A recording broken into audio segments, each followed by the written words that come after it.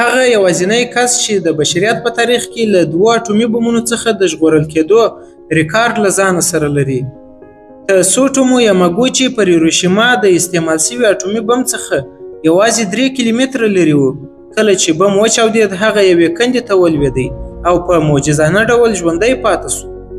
په سبا ورځ هغه له هیروشیما په ټپي حالت کې وتښتېد او خپل اصلي ښار ناګاساکي ته ولاړ ترڅو خپل رئیس ته د پیښې حال ووایي.